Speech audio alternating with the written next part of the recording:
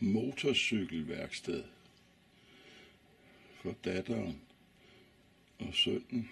Hold da op.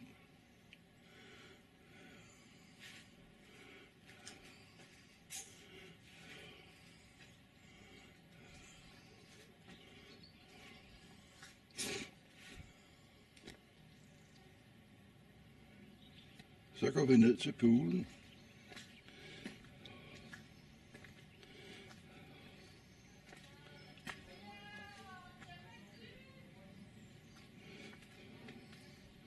Larmende franskmænd.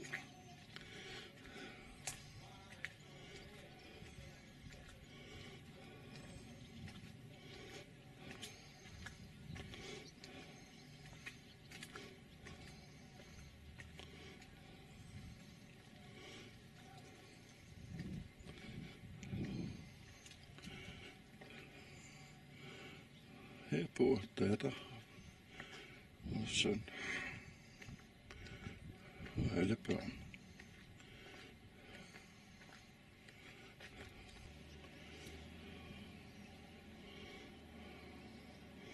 Der er lidt trapper ned, sådan er det. Så får vi lidt exercise.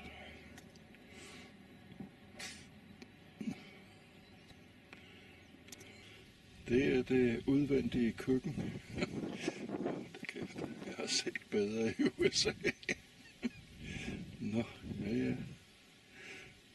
Det har været godt en gang. Poolen ser ren ud. Ja, så er vi oppe i poolområdet. But down there is a house.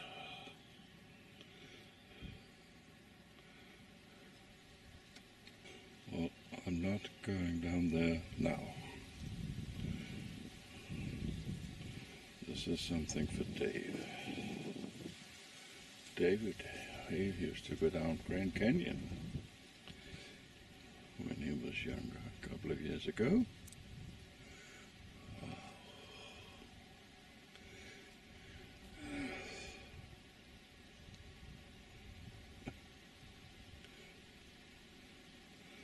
Somebody's been down there.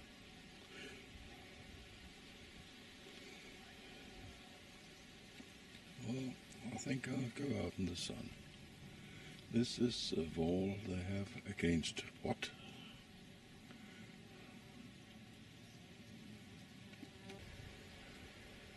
A view from the pool.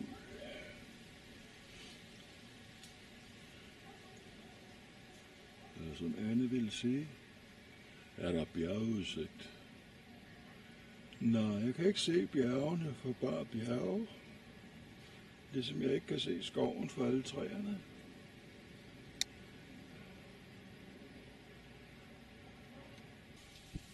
I used to have a Kawasaki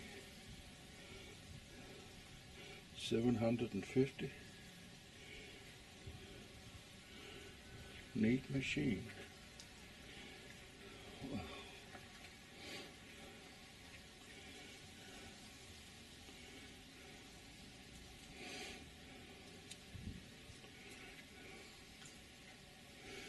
Must be the daughters. I love motorbikes.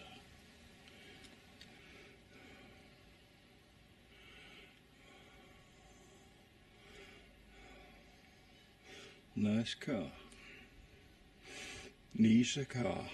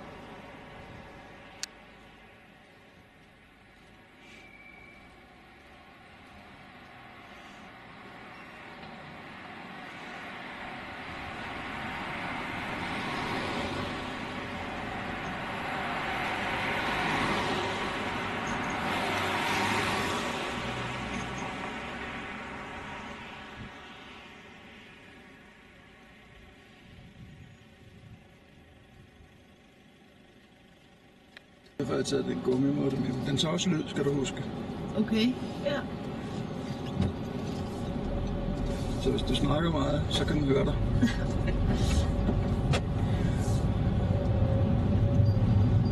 Det er dejligt køligt. Ja.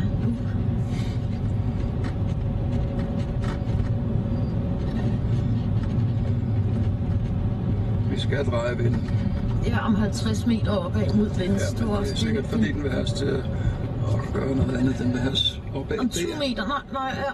Men, Det var der der. ja, men prøv at se, jeg har set skiltet mod venstre lige her rundt hjørnet, så det er der, vi skal op forbi. Ja, det er mit rigtigt. Den bærer sig om at vende, som jeg sagde. Men, ja, Og nu er vi kørt for langt, så nu vil den have os til at vende den vej.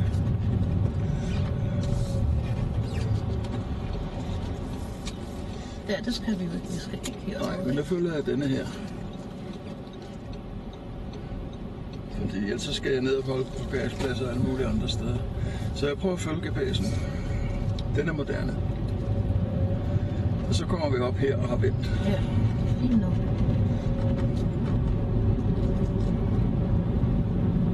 Jeg har bedt den om at finde den korteste vej, og der er nok ikke så mange. Nej, men det er jo det. Højst sandsynligt.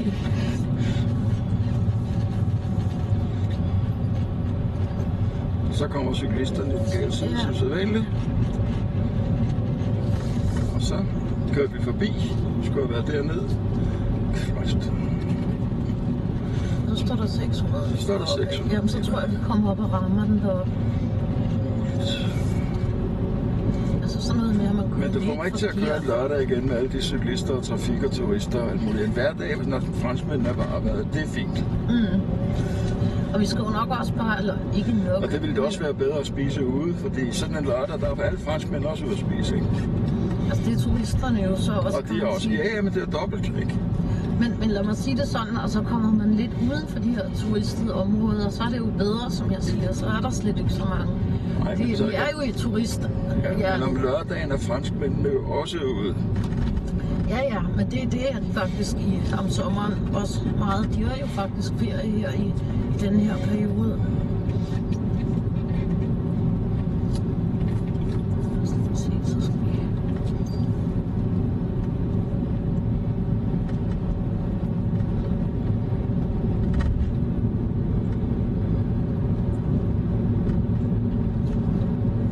Nå, vi kan altid klippe lyden af, ikke?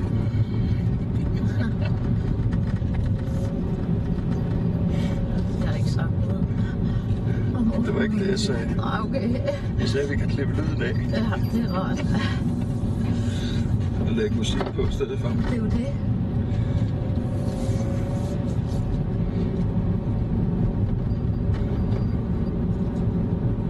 Så er vi der 12:38, fordi vi ikke kørte op der.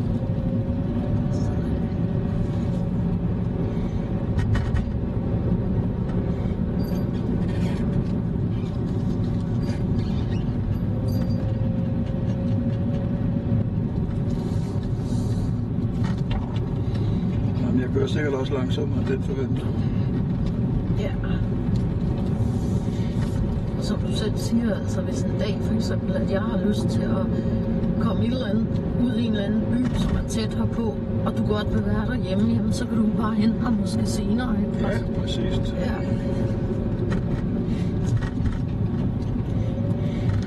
Du har det bedst, når du er ude og kører og se forretninger og sådan noget. Det er godt, så glemmer du din ryg. Nej, men så har jeg det bare bedst ved at laver noget. Så skal vi lige Præcis. holde øje med, hvad vi skal her. vi Der skal skal vi den op. vej. Ja, det skal vi altså. Tror jeg. Jo, det skal vi. Jo, jeg venter bare på den. Ja. Roligt. Jeg kender GPS'en. Ja, ja.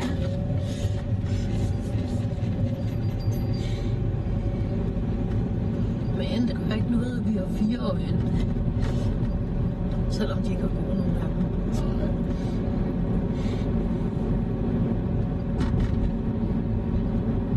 Nej, det er godt. Skal vi ikke have dem med? Nej, det skal vi ikke.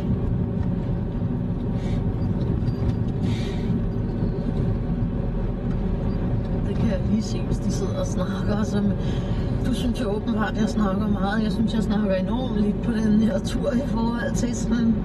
Ja, jeg plejer. Men alt er relativt, jo. Det er det. Men sådan er min personlighed jo også, at jeg snakker, og det er det bedste, men ellers bliver jeg... Ja, så får jeg faktisk meget ind om natten, hvis jeg skal lægge låg på hele tiden. Det bliver rigtig svært. Heller ikke.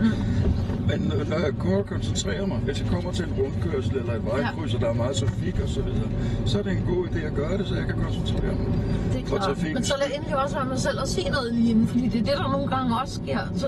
Jeg snakker ikke en time inden, jeg siger bare, det er det, og så færdig. Så lader vi bare næsten være med at snakke, indtil vi får destination til destination.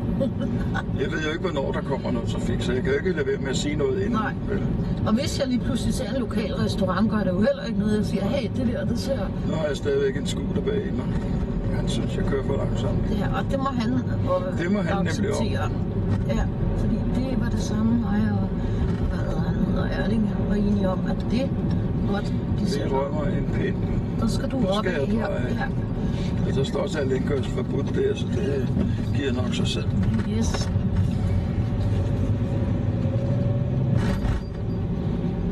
Kom. Og så skal vi dreje. Ja. Jeg kan godt se det på GPS'en. Ja, jo, jeg siger det bare også for det. Det er ikke for at... Men det er sjovt, at den viser til højre, ikke? Jo, men... Han har ikke noget, eller hun. Det er bare for, at vi lige er så fint nok. Men jeg har GPS'en, så du behøver simpelthen ikke at fortælle, hvad der står. Nej. Men det var bare fordi, hvis du vil se på vejen, så kan jeg bare stå. Jamen det gør jeg ikke, jeg ser på det hele. Yes. Jeg kan sagtens se vejen til, hvis jeg har GPS'en. Yes. Det er fint nok.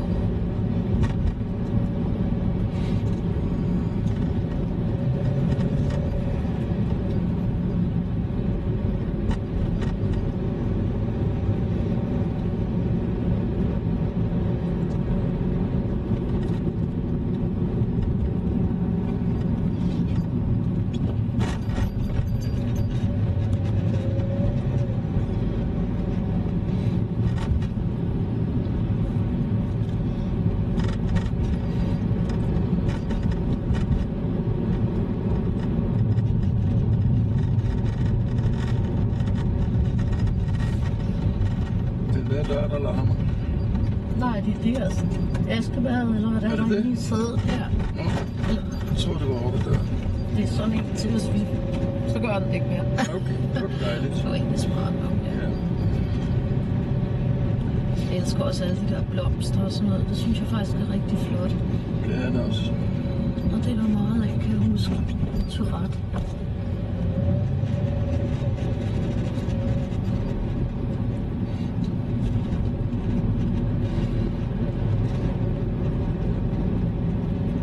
Så skal du dreje her. Ja.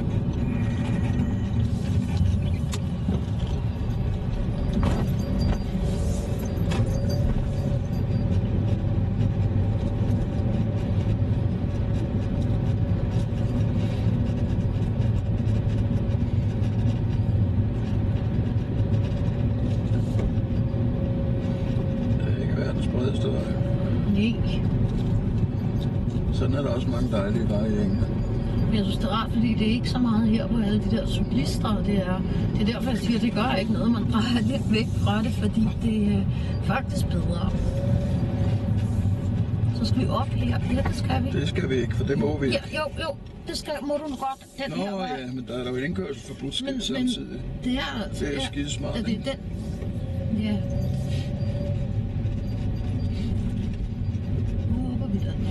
Jeg tror, det er rigtigt nok. Det er den hurtigste. GPS'en viser jo, hvad vi skal hele tiden. Men når der så står, at alle indkørselsskilt, så bliver jeg lidt forvirret. Det er jo klart. Jamen, det er jo klart, og det kan også være, at det nu håber vi, det er rigtigt. Men det er typisk fransk, ikke? Jo. Du har også skrevet den letteste vej, men det kan også nogle gange være den mest bumpede vej, eller hurtigste vej. Jeg har skrevet den hurtigste vej. Det er det, jeg mener, ja. Måske skal vi gøre det sådan, at vi skriver det, der er... Ja, det må du op. Nej. Det var for godt det lettest for dig. Ja, men så gør vi det, som jeg har gjort. Vi gør, hvad du helst vil. Hvis du føler dig helt tilpas med at køre på det her kort, så er det jo fint nok. Der er ikke andre. Det er jo det.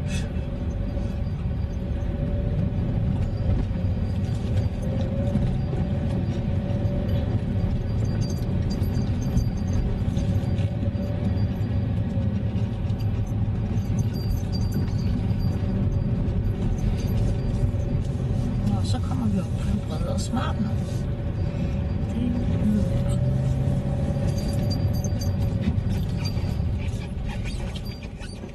Kommer der noget? Nej.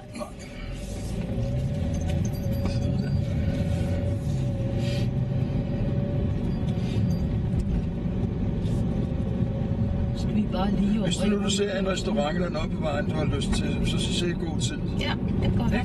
Jo, og det bliver jo nok med de der små bjergveje, det plejer det at være bedst. Så... Nej, nej, du skal... Ja, sådan, ja. Det var mig, der troede, det. Restaurant? Pizzeria? Ja, nej, Det var ikke noget, det var ikke lige. pizzeria. Nej, vi er heller lidt af det hyggelige.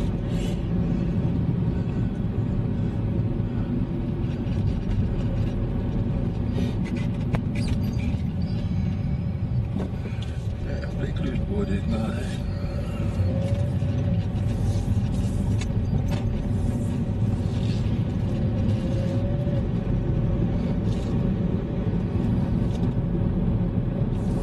Er vi ikke på vej hjem?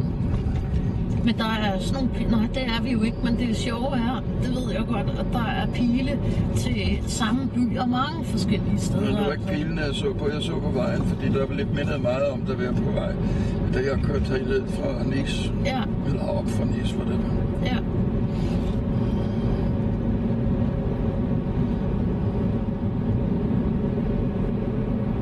Det er jo nok fordi, så skal vi op den vej, kan jeg forestille mig. Nu viser den så 37. Vi har vundet et minut.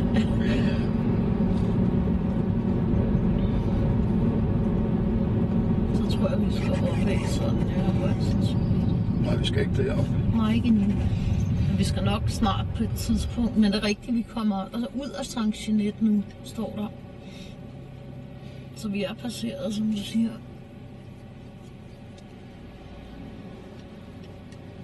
Men det er jo fordi, der er så mange små indfaldsveje, du ved. Det er jo derfor, så kan man blive forvirret, så står der et skilt, vent. Det er derfor GPS'en er god. Det er fint nok, ja. Den både viser vejen og fortæller nogle gange. Ja. Den fortæller ikke særlig meget af det her snodede veje, det var jeg nok. Ja, det er jo det. Eller også er jeg kommet til at skrue ned for den. Ja, sådan er det. Det sker.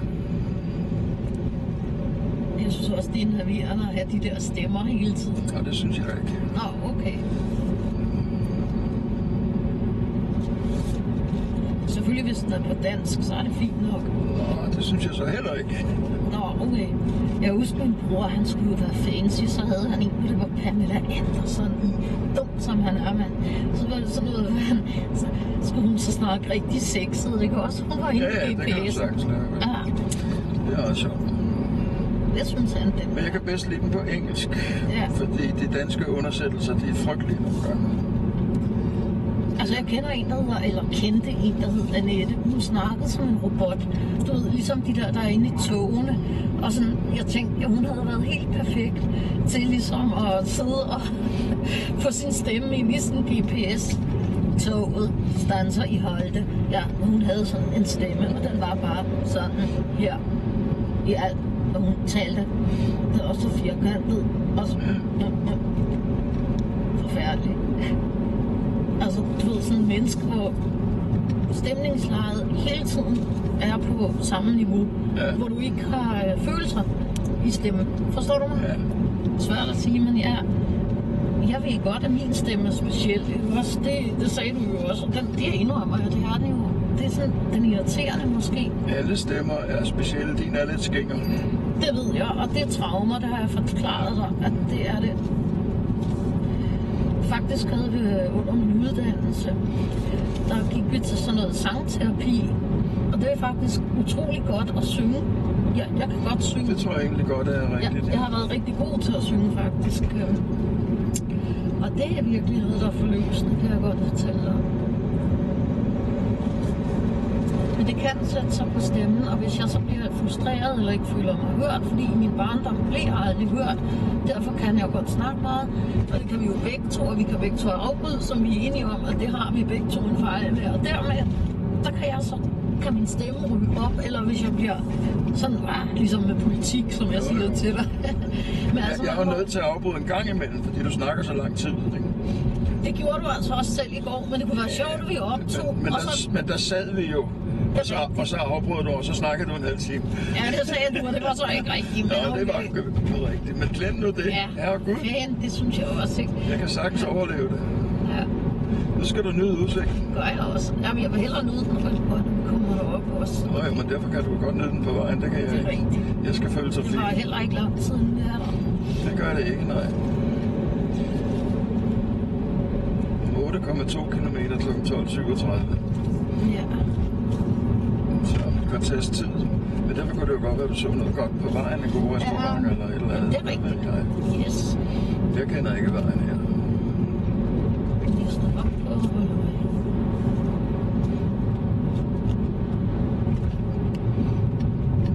De kører 50, ja det gør jeg. Det er rigtigt.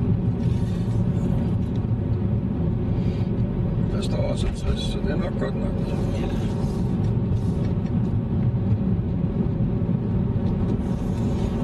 Så jeg kunne godt lide at sidde sådan ude i en have, hvor der er sådan nogle vinranker. Det er rigtig provensalsk, altså, hvor det er hyggeligt, ikke sådan noget ud til sådan en vej her. Nej, det kan gider jeg godt ikke. forstå, men det kan være noget bag ved huset. Det er nemlig det. Og der bliver nok hurtigt fyldt, derfor er det tit, at jeg er der præcis kl. 12, fordi så ved jeg, så er der ikke... Men så skal man jo finde et sted, der er åbent. Det er der også deroppe, det ved jeg i hvert fald, Ja. i sådan en by. Men jeg mener, i forhold til den restaurant der. Det var uheldigt, ja. Det var uheldigt, at den lige ikke var. Men det er jo også fordi, der er det hele så åbenbart blevet lavet om, og siden bogen er blevet... For der var masser oppe i byen. Det er der åbent. Ja, Så skal du bare have madpakke med. ja.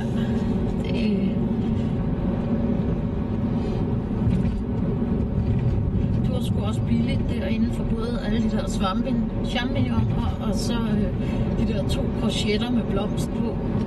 Det var det altså godt nok.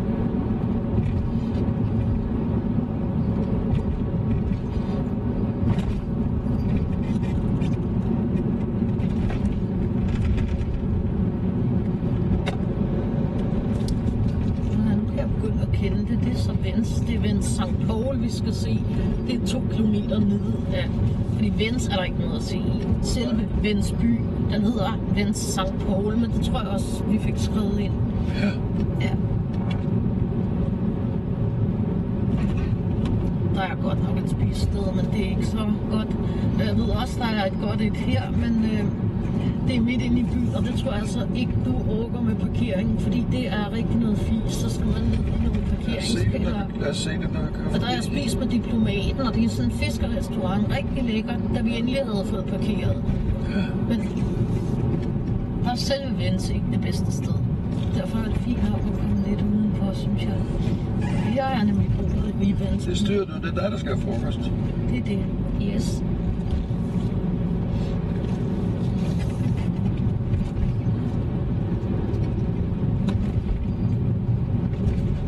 Du kan jo nok ikke tåle at se en øster, så hjemmepillet rejer af den. Jeg er fuldstændig ligeglad med at der se har de på. godt nok en god en her. Det skal jeg indrømme. Men jeg gider ikke at spise den.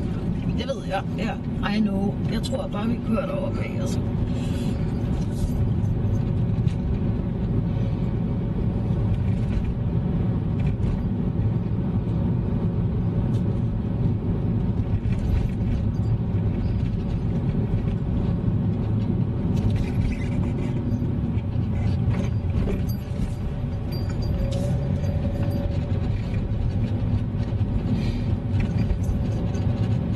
Det var endda ham, den franske diplomat. Han skulle fare rundt for at finde parkeringskælder her. Og da vi endelig, altså fik vi jo så kommet ind på restauranten, så selv for ham var det rigtig irriterende. Så jeg fik altså god mad heroppe. Det skal jeg da indrømme. Den ligger nemlig på toget her. Når jeg nu optager den, så har jeg lige husket at sige. Selvfølgelig var der en lille parkering, så kunne vi være heldige. Fordi så er der en god restaurant herovre, og det skal jeg ikke noget. Nu skal han. Han kører bare. Det er fint. Tourette sur loop her, ja.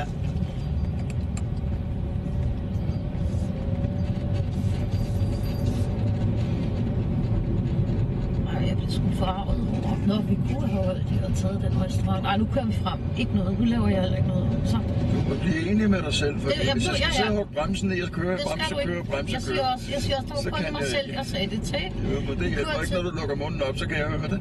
Så tror jeg, det er til mig, jo. Det kan godt være en dag, jeg vil herover, og så går jeg lidt rundt i byen og sådan noget. Og det er mere for at shoppe. Det er det, jeg tænker på.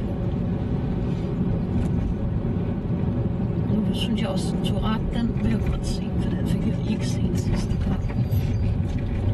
Den har i hvert fald parkeringspladser. Der var også, ja.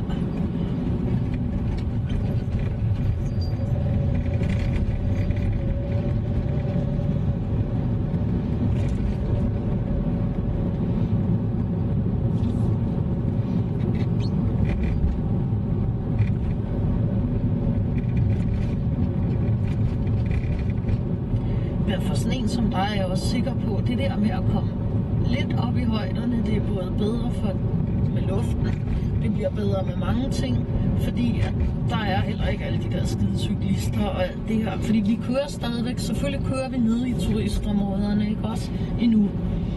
Sådan er det. Så det skal vi jo så bare planlægge, når det er, at vi vil tage sådan en tur der, hvor det selvfølgelig bliver lidt mere, hvor vi kører tidligt om morgenen eller tidligt. Og hvis man så bare kører i et hug, som du siger, med det der chambre.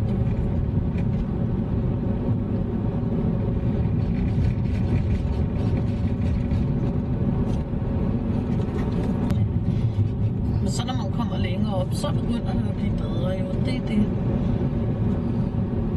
Kommer der et vejsving? Ja.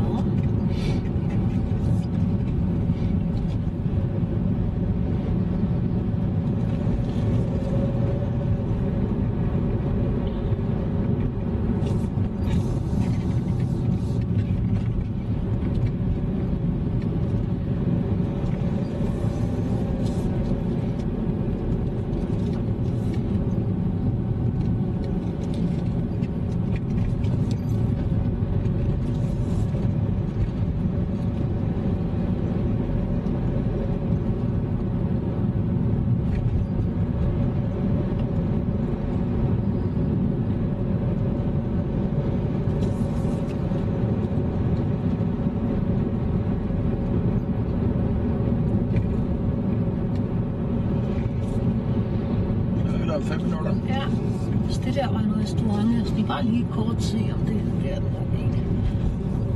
Nej, det var bare fordi det er så meget hyggeligt ud, så vil jeg lige holde øje. Hvis jeg ser noget, hvad jeg siger, det ser meget godt ud, så prøver jeg at være hurtig og sige det, ikke? Og det er okay. Så kan du godt køre lidt langsomt, så du ikke bliver sur, og jeg pludselig siger, det der ser godt ud. Men det med at køre langsomt, det igen, hvis der ikke er nogen bagved mig, så kan jeg sagtens køre langsomt, ikke? Hvis der kører en og presser det så jeg også lige, der ikke er nu, så tænker jeg, nej, så kan vi gå. Men der kommer heller ikke noget her, altså andet end mur og noget udsigt til den anden side.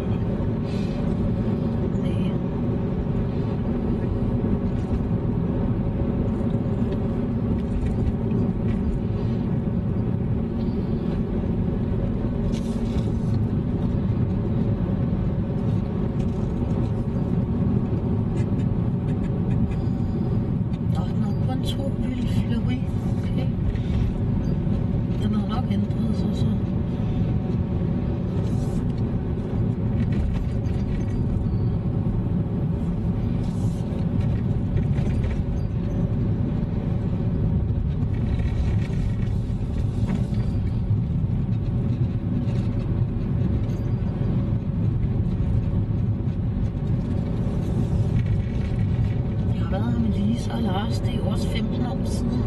Den bør jo være sådan rigtig middelalder, ligesom jeg husker det, der er også endnu. Men den er blevet større, kan jeg godt se allerede. Den er blevet tilbygget noget.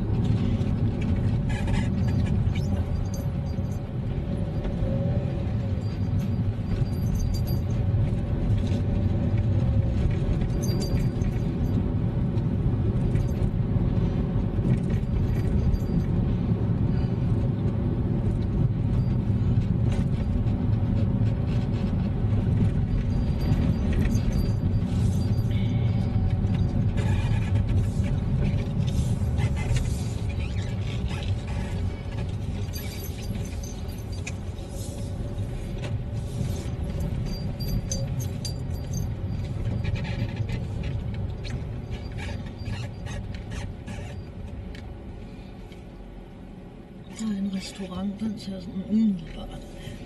Nå, komplet der. Ja, jeg skal lige ud, forstår du. Der går jo altså nogen, der tror, det er et fortog. Ja. Den så meget god ud. Der skal jeg hoppe ud og sætte mig ved bordet? Jeg ved det ikke, for der var et bord tilbage, hvis de ikke stjæler det. Så tænkte jeg også, så kan vi gøre det. Og der er også her. Men den er lukket. Ja, der var et bord, den så god ud, så ville jeg godt være hurtig. Skal jeg ikke gøre det? Der er en, der kører der, så... Du ved, hvor restauranten er, hvis jeg gør det, ikke også? Ja, ja. Udi, så synes jeg, det er smart. Jeg skynder mig, for ellers kommer der nogen, jeg ved det. Ja. Kender systemerne.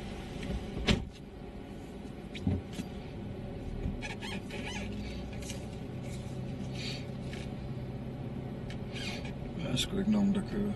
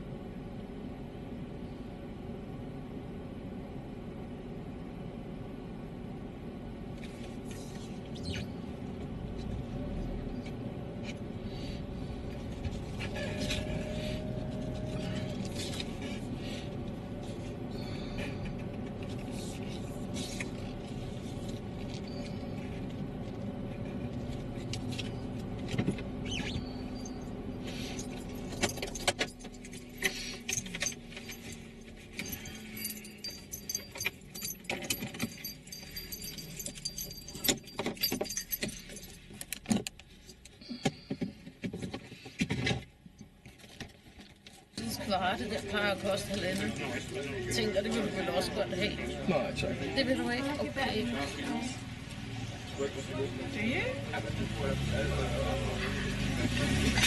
Rød smækker om. Bevidst snyderi. Men der er meget ops. Det er en bog.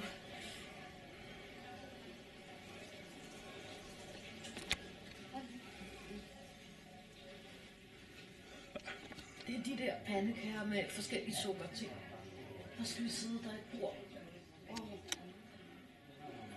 Der kan du få, hvad du vil have, hvad jeg vil. Og så er der en med orange creme, flamberet med rom og calvados. Det lyder Det er godt. måske den. Jeg kunne næsten forestille mig, at du ville have rom og calvados. Ja, det lyder godt. Så er der noget med citron. Marroncreme, det er det der, jeg elsker. Uha. Agalit violet. Er det virkelig violet? Nej, ikke marroncreme.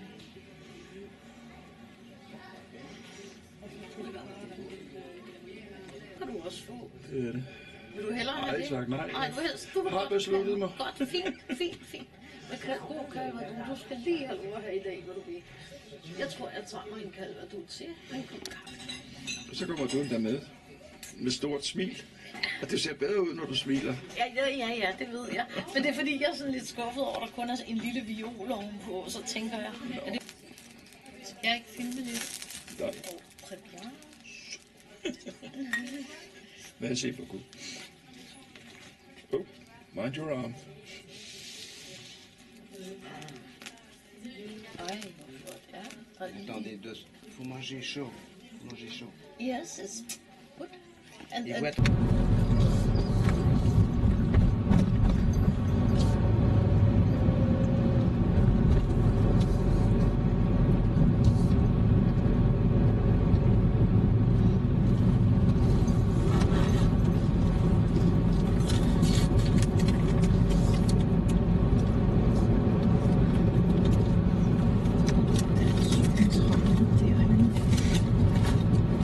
se, hvad jeg er kommet af i dag.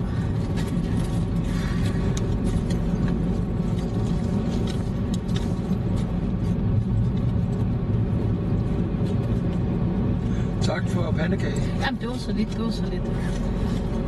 Skal vi lige se derinde hos ham. 29, ja. Ja, det kan langt bedre betale sig at gå ind hos ham der. Det vil jeg gerne gøre.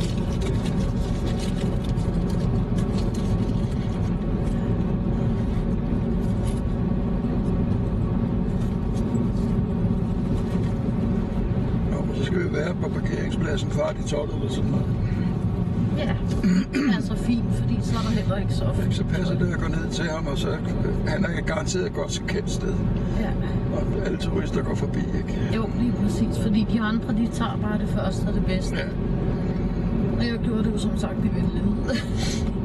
Men det er fint nok. Det skulle vi have vidst. Jeg kunne godt nok, jeg var glad for Krambergen. Det var fint.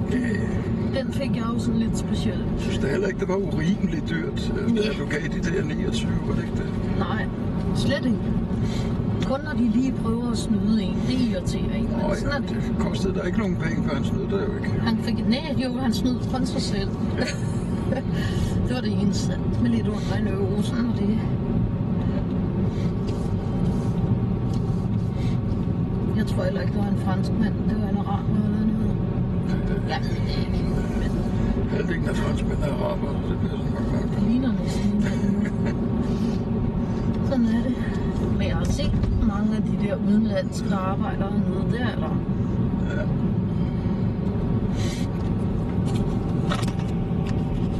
Øj, det er rart at få koldt luft, altså. Det er det ikke. Jo. Jeg tror også godt nok, vi får bullertorden her i aften. Kan vi nok ikke helt undgå. Så gør vi det.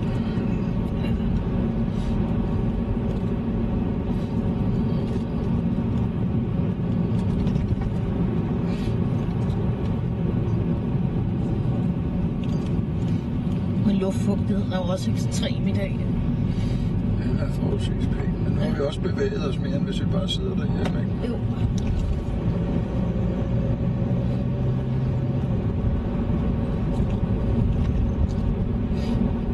selvom det er lidt alligevel i forhold til, hvad jeg plejer, så er det jo ikke meget, man har bevæget sig, men bedre end ingenting, vil jeg sige. Fordi det andet der, det går altså ikke helt så godt.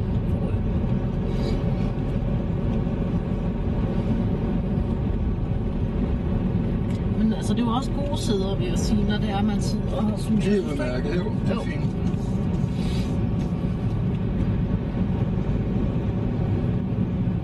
Jeg skulle lige indstille mit rigtigt, fordi hun havde jo en anden sædvane, end jeg har.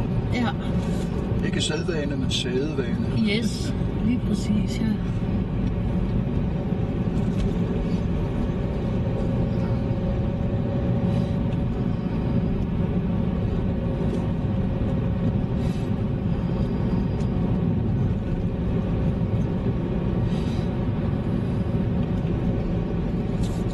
Så mere man ikke taler, jeg tror, jeg kommer til at skrue ned for den. Ja, parker nu der og bakke.